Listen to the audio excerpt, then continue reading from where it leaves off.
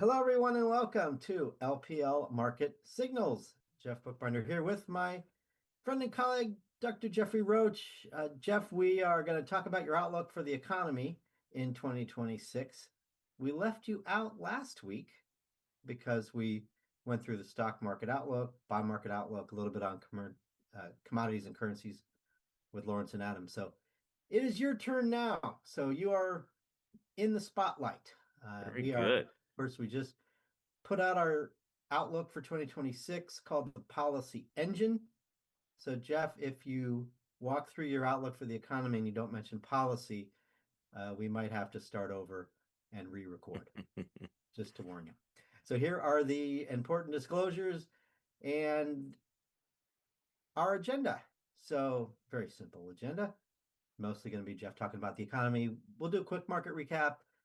AI skepticism and the Fed were kind of in a tug of war last week. I guess you could say that the AI skepticism won because the market was down a little bit last week, at least measured by the S&P 500. Next, Jeff's economic outlook, titled "The More Things Change, the More They Stay the Same." I think that's really the case for stocks too, but we're not going to talk too much about 2026 stock market outlook. You got that last week. And then lastly, the week ahead, of course, there is a lot of data coming out this week that we did not get on time because of the government shutdown. So a lot of catching up to do, but after this week, we'll pretty well be caught up, I think it's fair to say. So starting with the market recap, I think the AI skepticism is probably the biggest reason for the market decline last week. You see that in the tech sector. So while the S&P 500 was down 0.6%, the tech sector was down over 2. Certainly a lot of AI exposure in communications services, down 3.2% for the week. Actually, you could argue that comp services is more than half AI, or certainly more than half digital media. So that was a laggard. And then on the other side, we had a pretty good week from materials. Actually, materials got a boost from fertilizer names, which we don't talk about very much, but certainly some disruption in Russia, Ukraine, a big agricultural region, pushed fertilizer prices up. So that helped materials. And then financials. Financials, I think, like the Fed message, Jeff. So even though, again, broadly, markets were down last week, I think the market reaction to the Fed was generally pretty positive last week. So all in all, not too bad, but a little bit of weakness in the S&P. We did also hear a lot about rotation, right? So when you have the AI theme sell off and you have small caps work, which they did last week, up 1.2% on the Russell 2, and you have value work. Of course, there's not a lot of AI in the value index. Top 200 value names up 0.6% versus the 200 growth index down 1.7. So in value works, that's certainly evidence of rotation. So we'll see how long that goes. We do think we will see some of that in 2026, but it's not necessarily how we want to be positioned right now. So Jeff, over to you. Anything else you want to highlight here in terms of market action last week? Maybe interpretation of the Fed or any of the data that we did get? Right. So it's been a little bit of this back and forth. So the Fed had some interesting revisions to their forecasts. So in addition to the decision on the setting of the range for Fed funds rate, they also released their latest compilations of all the individual presidents and board members' forecasts for growth, for inflation, for unemployment, for long run Fed funds. And we call that the summary of economic projections. So it's a compilation of all those forecasts. Very interesting because since last time on net, folks have revised up their growth forecasts, revised down their inflation forecasts, and haven't really changed much unemployment and the Fed funds rate. Now, granted, perhaps a little less likelihood of three cuts in 2026, maybe just two, but it's quite a Goldilocks scenario when you say inflation's down and growth is up. My shorthand quick take from that is this: the Fed and pretty much everybody on around that table on the Federal Open Market Committee, they are all banking on an uptick in productivity. That is the secret elixir that I like to say. It's the elixir for more growth and less inflation. So in addition to that, I think that's where you have a little bit of that push pull. I think it was a little bit challenging. Investors didn't really know what to do with the extra buying in short-term treasuries. And then, of course, you have some interesting things going on, particularly in Japan. So, upper right corner is where our global equity benchmarks are, and I like tracking as well as you do, Jeff. The EFA that's got a pretty big weight for Japan, and so this week's going to be a big one for the Bank of Japan as they most likely continue to tighten up policy that's been unusually low for a very long time as their inflation metrics tighten up a little bit. Their central bank can respond accordingly. So that's it. Yeah, of course, the EFA has a good chunk of Japan, but it has an even bigger chunk of Europe. So we're watching ongoing Russia-Ukraine talks. Could be a little bit of a peace lift there, potentially, although that would maybe put downward pressure on the commodities out of there, like I just mentioned with fertilizer names in Europe. So yeah, good week for EFA. A lot of that was weaker dollar, strong yen, certainly. But hey, we'll take it for globally diversified investors. You got what you want when the U.S. market is under pressure a little bit. You offset that with some gains in your international investments. So turning to bonds, not really, not a great week in the bond market. Not really what you want to see. With certainly some losses in the broad bond market index here, the AG down 0.2%. I think, Jeff, this goes to the deficit concerns and the independence of the Fed concerns, right? That it put a little bit of upward pressure on the long end. What do you think's going on the long end? Is it that? Is it something else? Well, there's certainly some interesting stories that are kind of potentially bubbling up to the surface, and that is this.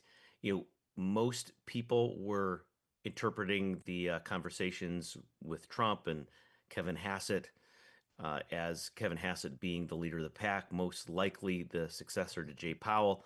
And then over the last couple of days, there was some murmurings about Kevin Warsh. He's the other one on the short list. And so a little bit of just uncertainty on, okay, well, who is going to follow Chair Powell? And is Chair Powell going to go away a little bit earlier? His term expires in early 2026. It's possible that he resigns before his term expires. It's probably not going to happen. I don't think that is the most likely scenario, but I think there's just a little bit of tension there, trying to figure out who indeed is going to be chairing the committee, and how are they going to do with a committee that's got a lot of differing opinions. And we saw that from last week's statement. You have folks voting for a 25 basis point cut, and then you're having people voting for something more aggressive than that, and others saying, hey, I don't want any change in rates. So, quite a number of uh, differing views on the committee. My take is this: maybe that's a good thing, right? You don't want groupthink. You never want groupthink. And the challenge, of course, is when you got differing opinions, you got to effectively manage that and come to a conclusion and a decision. So, whoever that new chair is going to be, they have their work cut out for them. Yeah, no doubt. I think driving to consensus this meeting was a little easier for Powell than it was in October, but it just seemed a little more convicted in what he was doing. But yeah, Fed watching still is interesting now, and it's going to be interesting next year as well. So I think the other interesting thing to point out here is oil prices are falling. Certainly, we have a little bit of a supply demand imbalance, a little too much supply. Demand's okay. Maybe it gets better next year, but it's not necessarily booming. And you end up with weakness in oil. Now, Jeff, that's good for inflation. In fact, that's the most important commodity for inflation. In fact, premium at the pump up here in Boston's close to $3 now. Yeah, Anything? certainly. Yeah, certainly this, the tension there with OPEC trying to manage supply. I would expect in the coming year a little more conversation about trying to provide some level of support for WTI crude. If you're in the 57 range, that is very low. If it dips, closer to 55, no doubt OPEC will start, talking up a little bit on trying to manage supply relative to demand. Mhm. Yeah, we talked commodities last week, but the precious metals run continues. Gold nearing an all-time high today, Monday afternoon, December 15th, as we're recording this. We think you stick with the precious metals trade. A lot of central bank buying still. You've got potential for weakness in the dollar. The kind of stable, low interest rate environment that we expect is conducive. So we're sticking with our precious metals. Here's your S&P 500 chart before we get to the economy. Pretty much flat as we're recording this Monday. So we're still around 68.20, 68.30 on the S&P 500. That is right at the bottom of this rising channel. So it'll be interesting to see if that channel can hold.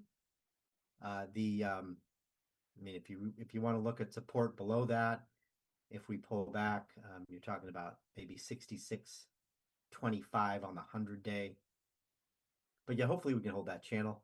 If you go to the upper end of that channel, you're talking about a really nice number on the S&P. That'll take time, maybe 7,500, 74, 7,500 if it takes time and you go back to this upper end of this channel, which of course keeps rising as time passes and the stock market goes higher. We also have improving breadth here. About 64% of stocks are above the 200-day moving average, a little bit higher percentage of that above the 20-day moving average. So you have improving and decent breadth on a short-term and a longer-term basis. So it's pretty healthy spot here, maybe to start a Santa Claus rally, because we are now in the best couple of week period, or one of the best couple of week periods of the year seasonally for the stock market. So went through that quick, but we want to hear from you, Jeff, on the economy. So I'll hand this over to you. Again, economic outlook and the Outlook 2026 from LPL is titled "The More Things Change, the More They Stay the Same." So not only you're going to talk policy, but you're going to talk about some things that maybe are similar next year to 2025. So take it away, Jeff. Yeah, so this chart right here is not in the Outlook, but what I wanted to do just for our listeners is rather than just, talk through what you can see on the LPL.com website with our 2026 annual Outlook publication, is some of the things that were kind of under discussion and consideration behind the scenes, as it were. So, what was happening in our views on forecasts on growth, inflation, Fed policy, unemployment, and you look at this list, and I wanted to just share the five headwinds as well as the five tailwinds. And I think that explains a lot of what our expectations are. And it explains a little bit of this subtitle about, the more things change, the more things stay the same. Because when you look at the headwinds and the tailwinds, a lot of them could describe 2024, 2025. Some could describe years previous, like Trump 1.0, when you're thinking about tariffs and trade. Now, granted, I think the top tailwind with fiscal stimulus policy support, that's clearly new.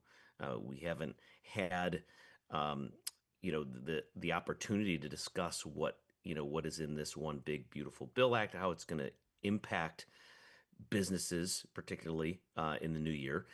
But what we want to do is this: in addition to just laying out the five headwinds, five tailwinds, I also want to talk briefly about what to look at, what metrics should you look at, not only from the public sector, but private sector metrics, because who knows, we might have another lapse in government appropriations, Jeff. It's probably the first time we started talking about this. We just finished one round. It's possible we might have another round. And it's really important for investors to understand, okay, how do you keep track? So, slowing labor market, ADP, Intuit, a number of those two metrics. Conference Board, also some important metrics to help understand that top headwind if indeed the BLS loses funding. Persistent inflation pressure is a headwind. That's where you get the Adobe Online inflation numbers. You can track also the data coming from ISM services, that prices paid component. That's helpful. Tariffs and trade policy, of course, that's running just the effective average tariff rate. We expect it to ease up even more. And I think, as we said, a couple months ago, if we're in the 15 and lower rate for your average effective tariff rate, the economy can handle that. That's not recessionary. Fragmented consumer, that's going to be a little more challenging, but you see data and insights from Beige Book for that one. So ongoing metrics track that Beige Book, and then small business struggles. That's NFIB kind of data. So there's your headwinds.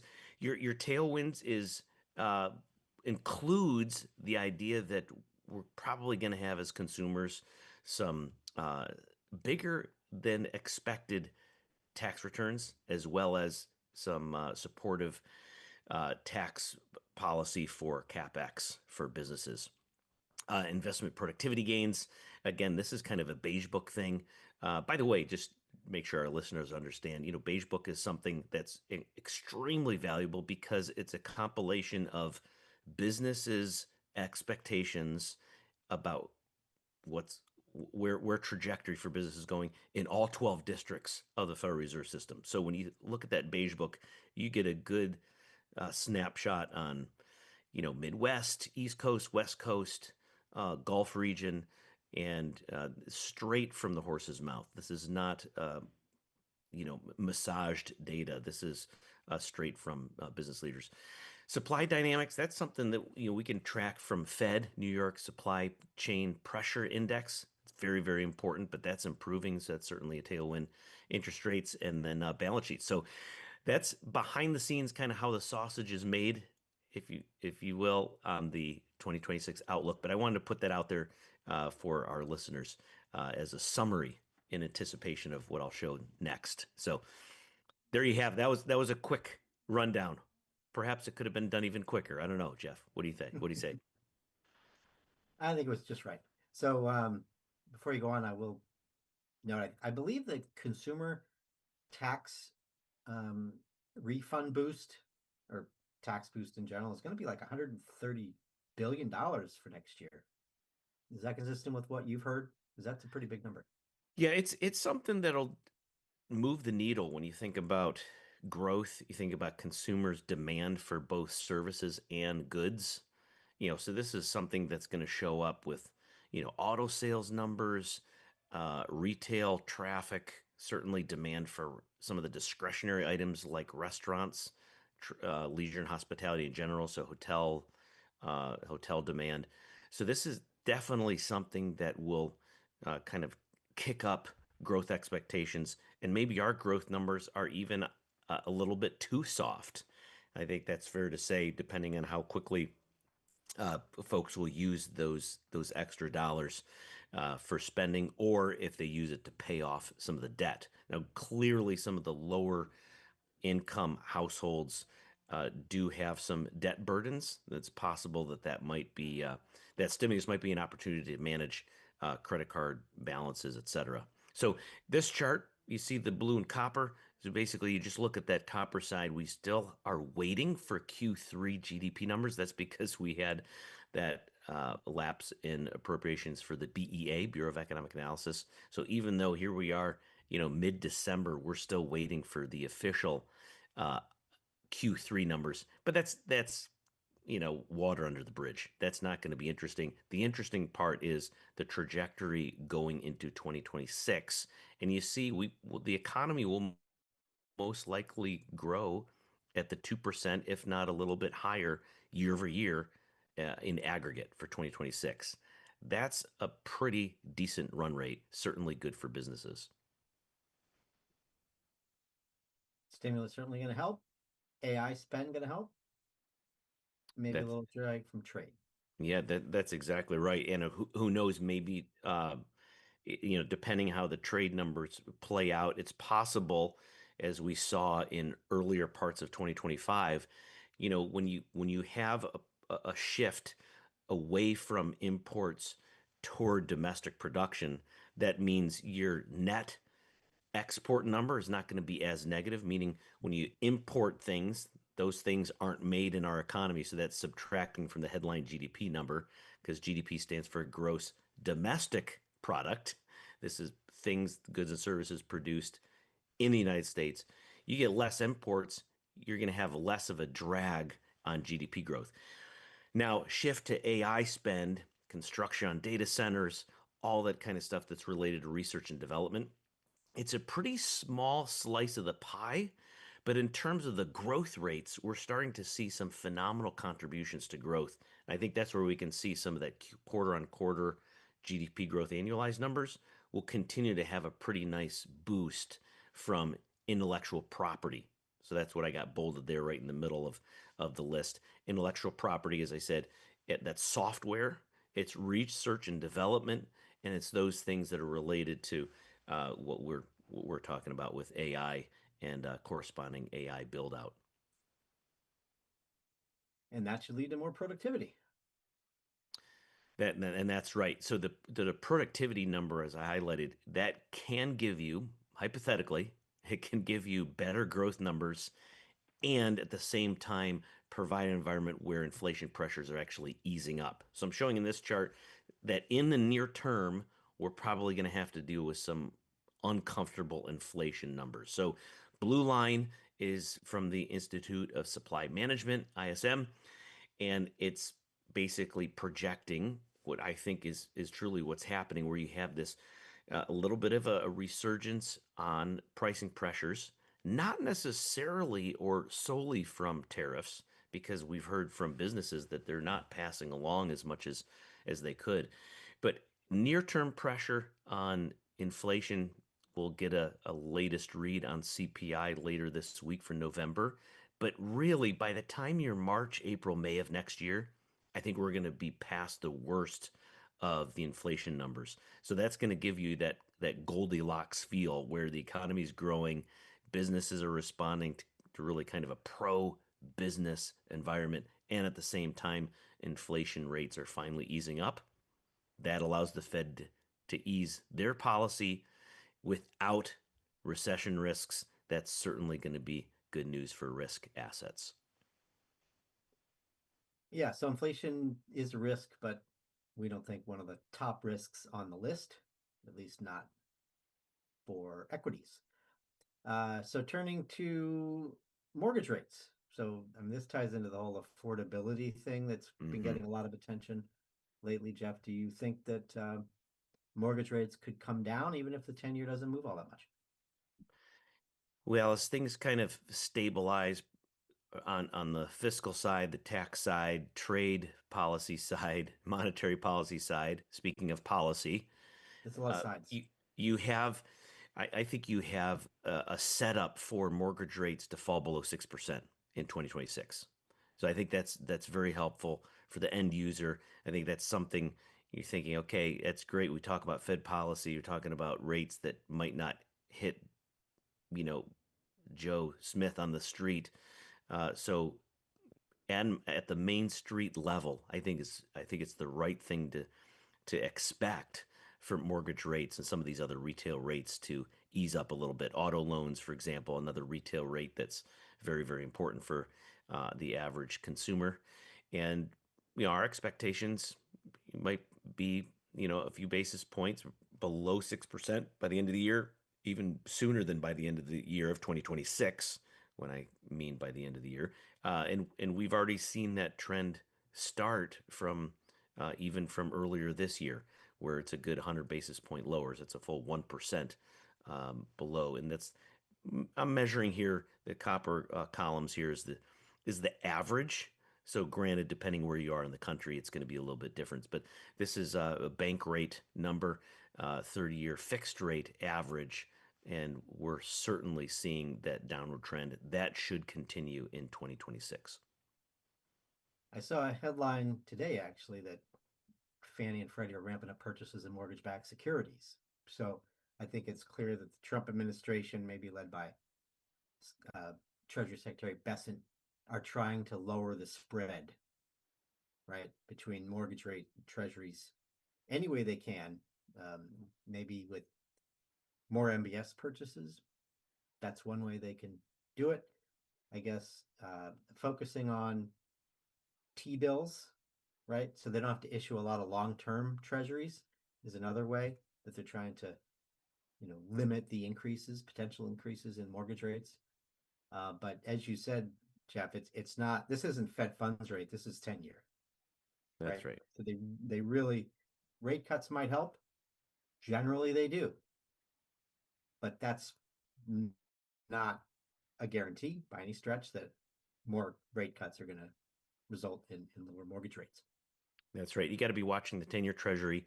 And that certainly has a lot more of global impact on where that thing's trading, demand for treasuries from international investors, sovereign wealth funds, global Good point. pension funds, things of that nature.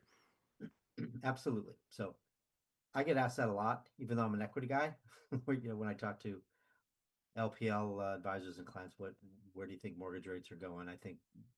I agree with you. I think good chance they go lower, and we're in a midterm election year too, which even increases the incentive for the White House to try to get those rates down and help with affordability. All right, here we go to forecasts. You Yeah. took the bold step of even putting some 2027 forecasts in here. Yeah, and I think, part of this is, perhaps some of the 2027 might seep in earlier in 2026, hence the 2% rate might be a little bit higher if things go in our favor, the US. I think a couple things in addition to, above trend growth because of some of the fiscal support we're going to see in the United States in the near term. I think it's also helpful to remember, some of these other countries that have been in recession, particularly thinking about Germany last year and even Japan. You can expect a little bit of growth coming out of these large global economies. Japan, of course, Eurozone is where that's picking up German growth forecasts.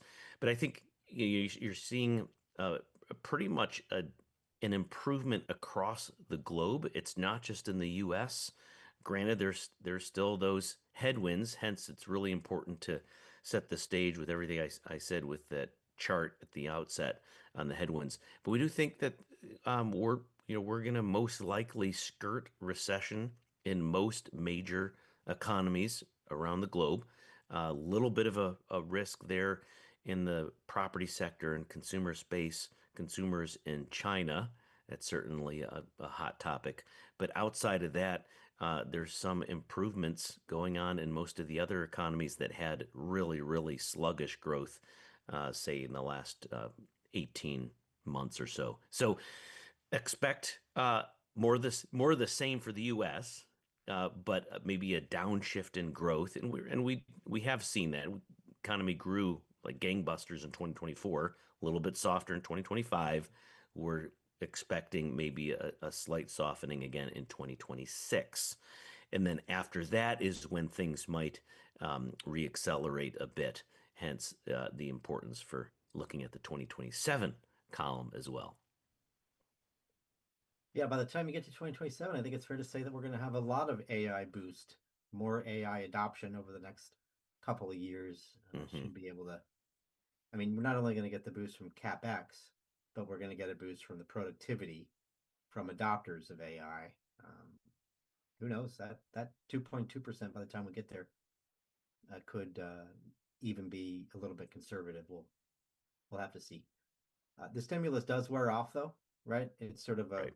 glide path down from the bump in 2026. I think 2026 is the biggest stimulus bump from the One Big Beautiful Bill Act, but it'll still be supportive in 2027 as well.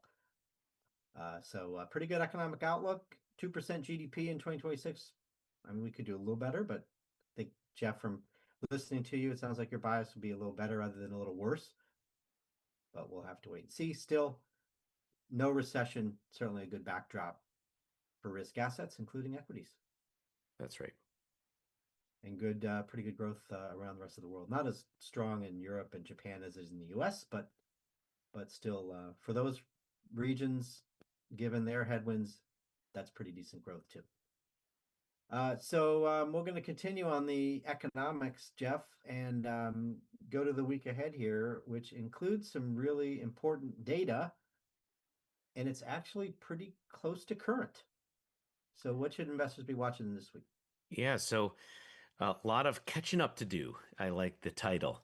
So we have some retail sales numbers, we have unemployment, job growth, inflation. I mean, it runs the gamut this week. I would say of all of the items, and it's a busy week, the top two clearly have to be uh, the updates on employment, the official employment stats that's coming out on the 16th. And then, of course, we have the latest CPI numbers coming out later in the week, and that's for November. Now, what's a little bit unusual is that we're going to have, I would say, a month and a half of reporting for the payroll numbers. So you'll have November payrolls for both surveys. The BLS, which is Bureau of Labor Statistics, surveys a bunch of households, thousands and thousands, actually, as well as surveys from the establishment side of things. So firms and households, you'll get a full report for November. For October, we're going to get just the establishment survey, which means we're not going to get an unemployment rate estimate for October, but we will for November. That's okay. I don't think it's going to surprise investors that much. We do expect an uptick in unemployment. I have 4.6% forecast going into 2026. So this is November data. December, January, it's probably a little bit more pressure. If you look at some of the private sector data, that does suggest that payroll growth has come to a little bit of a stall, the stall speed here of eking out maybe a little bit of a positive payroll growth, but nowhere near where we were, say, just 6 months ago or so. Again, that's not a surprise because it's supporting what we're seeing out of the Fed, meaning um, let's cut those rates as the Fed has done because job growth seems to be cooling. We care about that, of course, is because if job growth cools, that means by extension, wages, personal income growth cools, and hence less powder in the keg, as it were, to spend on both goods and services on the consumer side. So no surprise there. We should expect a slowdown. We just don't want to see a massive surprise and a slowdown. And then in terms of the inflation numbers, just to really underscoring what I said just earlier, a little bit of we got a month or two or maybe 3 months of some tough inflation numbers. We don't think that rate will stick. We do think by the time we get to the end of Q1 next year, we'll be approaching a much more attractive inflation rate. But a 3%, three handle, as they say, on annual rate of inflation, not good. Good, good 1% above Fed target. But I think if we have a little bit of patience, we'll see inflation cool by the end of Q1. But probably not at the Fed's target until 2027, right? That's right. So I have inflation approaching 2.5% by the end of next year. Again, that's still 2.5 is greater than two, and that's going to be one of the frustrating uh, pieces of the pie that they have to deal with, whoever the new chair will be of the Federal Open Market Committee. So, as you know, Jeff, Powell thinks that job growth is being overstated in the payroll numbers. So, to me, acknowledging that, even though Powell's not going to be there much longer, tells me we're probably closer to two cuts next year than one, right? The dot plots are saying one, the Fed funds rate, the Fed funds market saying two. Is that fair? How do you interpret that? Yeah, I think policymakers understand that when you look at conference board data and housing data, construction data, some of the other uh, ISM employment data, it's all pointing toward a more dramatic slowdown in hiring than what the official data is telling us. So one group's right, one group's wrong, and I think Chair Powell is right to say, "Hey, we think it's overstating it. we trust the private sector data a little bit better, and it's telling us the hirings are slowing down. And I think that's the right response to how I read the data. Well, yeah, the good news is that'll help cool inflation. And, the bad news, I guess, is that you're going to have a little bit of downward pressure on consumer spending, although offset by the stimulus and the tax refunds that we mentioned. So That's right. still a pretty decent outlook, just a little bit of a cool down, which at this stage of the economic cycle is normal. Thanks so much, Jeff, for walking through the economic outlook from LPL Research for 2026. You made my job real easy this week. I didn't have to talk much, which is good because my voice isn't 100% there after getting over a little bit of a cough lately. But thanks for joining LPL Market Signals. Thanks to all of you for listening. We probably going to move away a little bit from the 2026 outlook stuff next week and get back to maybe more current stuff. But we'll strike a balance as we get closer to the holidays. We'll be here for the next couple weeks, and then we're going to take the last week of the year off. So looking forward to seeing you next week. Thanks again, Jeff, for joining LPL Market Signals. We will see you next time. Take care, everybody. All right. Bye bye.